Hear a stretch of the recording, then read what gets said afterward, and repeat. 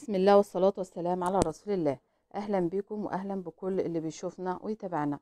النهاردة معانا فيديو بسيط وسهل جدا. هنعمل البونبوناية دي، ممكن تستخدميها لتزيين الكريسماس أو لتوسعات السبوع والأعياد. سهلة وبسيطة، وممكن تستخدمي فيها بواقي الخيوط اللي عندك، ما بتاخدش معاكي اي وقت خالص. هنحتاج لتنفيذ مشروع النهاردة زي ما قلنا الخيط او بواقي الخيط اللي عندك، وهستخدم مع الخيط اللي معايا ابرة مقاس 3.5، وهنحتاج مقص ومسدس شمع. هنبتدي ب20 سلسلة، هنشتغل عقدة،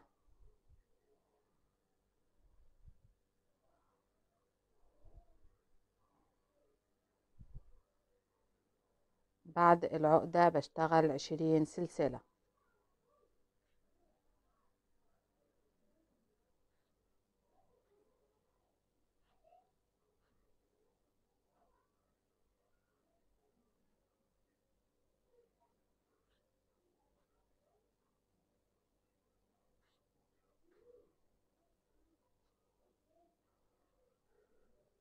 بعد ما اشتغلت 20 سلسلة برتفع ب3 سلسلة كمان.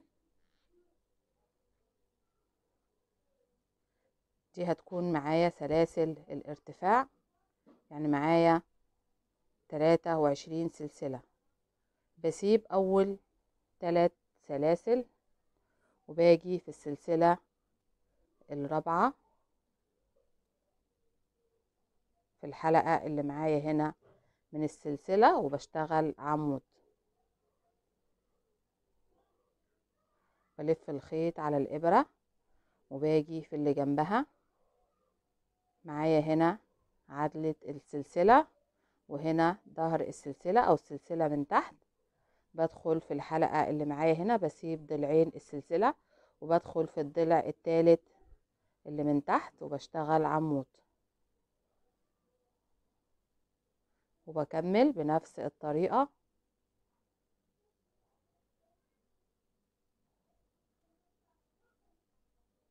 بدخل في الحلقة اللي جنبها وبشتغل عمود،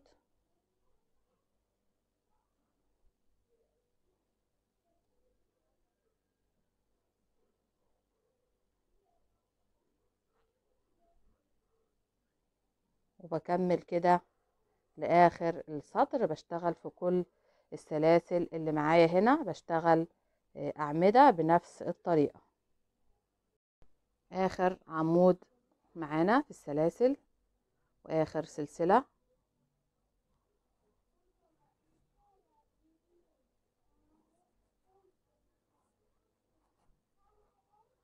كملت السلاسل اللي معايا كلها، ومعايا هنا 20 عمود.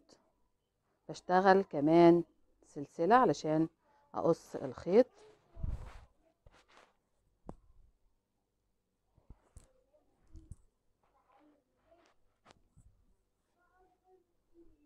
وبإبرة التنظيف أو إبرة الكروشيه، وبنضف الخيط اللي معايا هنا تحت الغرز. بربط الخيطين هنا مع بعض،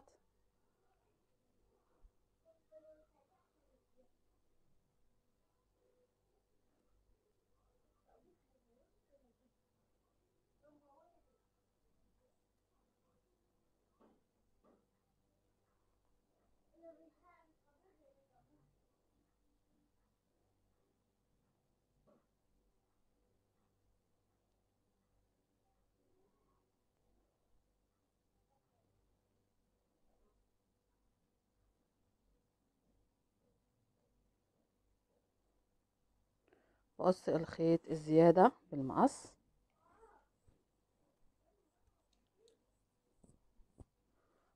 وبعمل نفس الطريقة مع الخيط التاني، بدخله تحت الغرز وبقص الزيادة بالمقص. نضفت الخيوط اللي معايا كلها وقصيت الزيادة بالمقص. دلوقتي هنشتغل اللون التاني. بنشتغل بنفس الطريقة، بشتغل عقدة،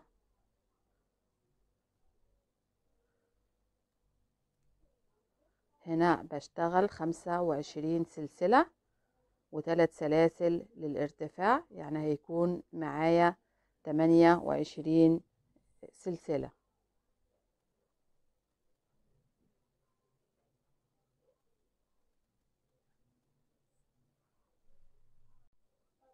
اشتغلت 25 سلسلة و3 سلاسل للارتفاع. بلف الخيط على الإبرة وبسيب أول 3 سلاسل اللي عاملينهم للارتفاع، وباجي عند السلسلة الرابعة بدخل في الضلع اللي معايا هنا من السلسلة وبشتغل عمود.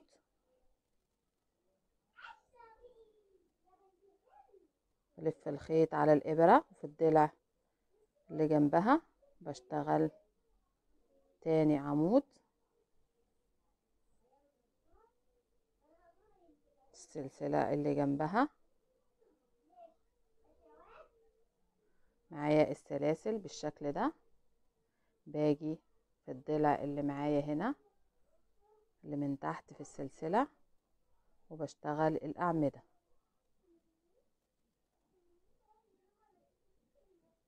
بكمل لآخر السطر بنفس الطريقة.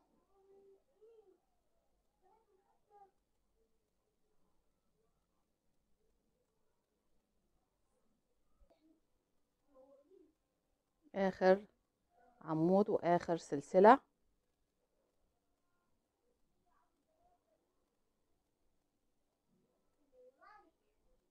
بشتغل كمان سلسلة وبقص الخيط.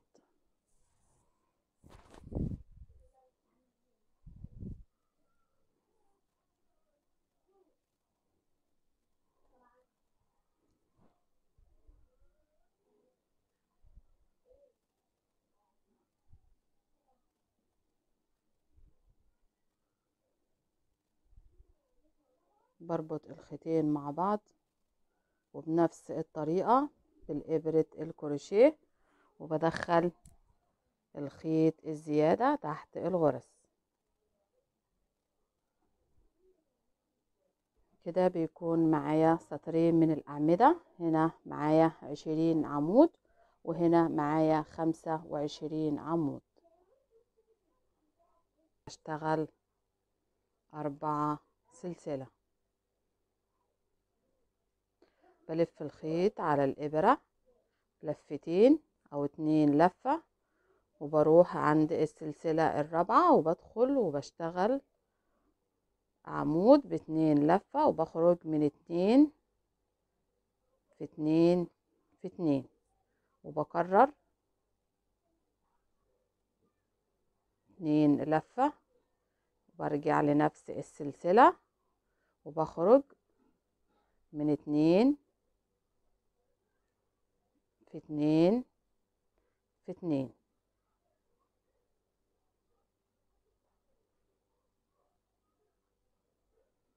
وبفضل أكرر بنفس الطريقة. بشتغل 10 أعمدة ب2 لفة في نفس السلسلة.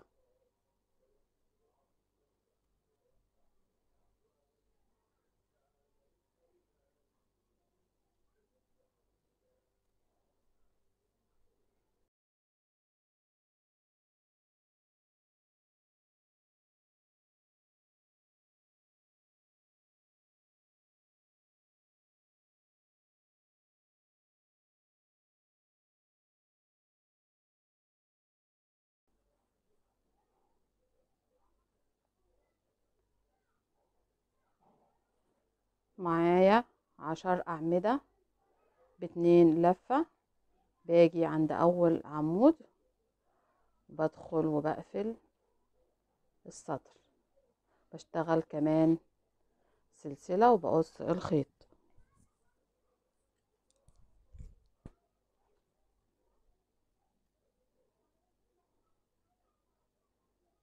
بنضف الخيوط اللي معايا تحت الغرز،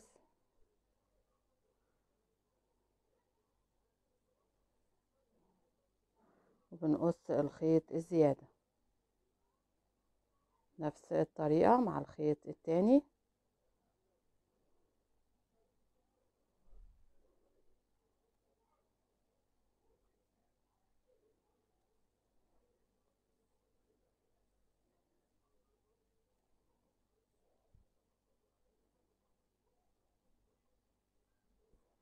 وبقص الخيوط الزيادة.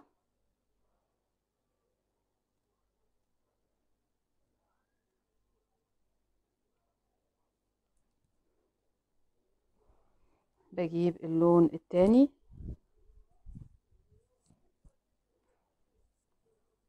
وبشتغل عقدة،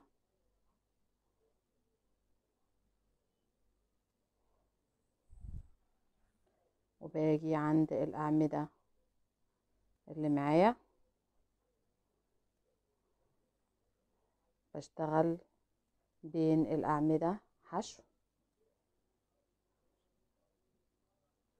سلسلة، بين العمود اللي جنبه بشتغل حشو سلسلة حشو،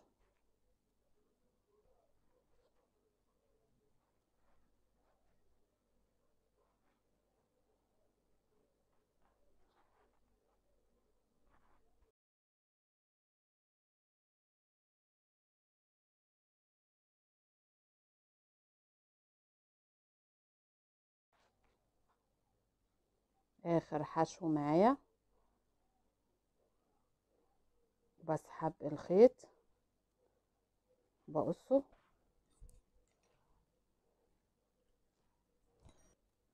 باجي عند أول حشو عملناه بدخل تحت الضلعين من السلسلة بسحب الخيط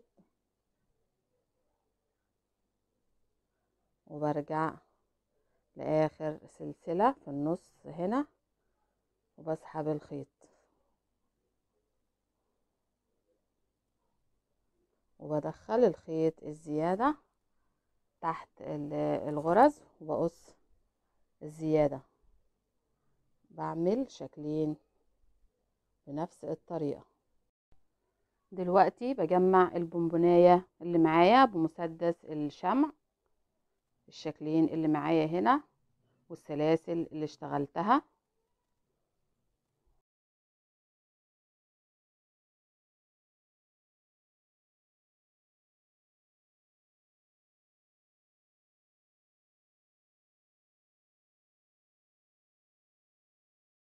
ومعايا في شريط بينتهي في الأول والشريط التاني بينتهي قصاده الناحية التانية بالشكل ده.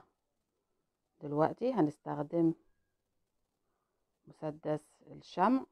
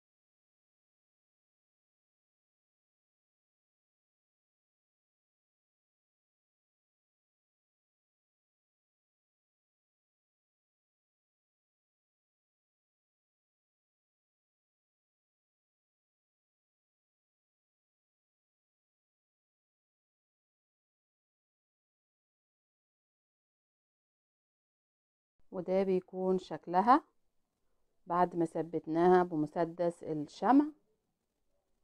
طبعا بسيطة ما بتاخدش معاكي وقت خالص، زي ما قلنا ممكن تستخدميها لتزيين الكريسماس او توزيعات سبوع المواليد، وممكن تستخدميها بألوان مختلفة.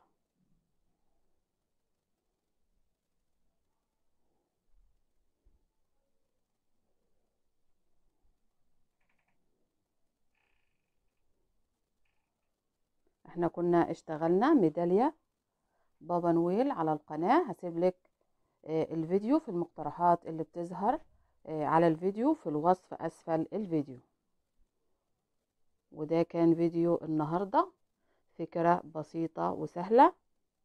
بتمنى لو الفيديو عجبكم ما تنسوش لايك وشير للفيديو، واشتركوا في القناة وفعلوا الجرس على الكل علشان يوصل لكم كل الفيديوهات والأفكار الموجودة على القناة.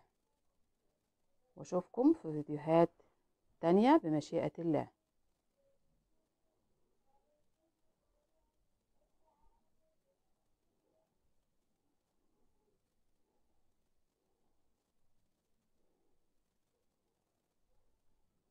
وإلى اللقاء في فيديو تاني وفكرة تانية بسيطة.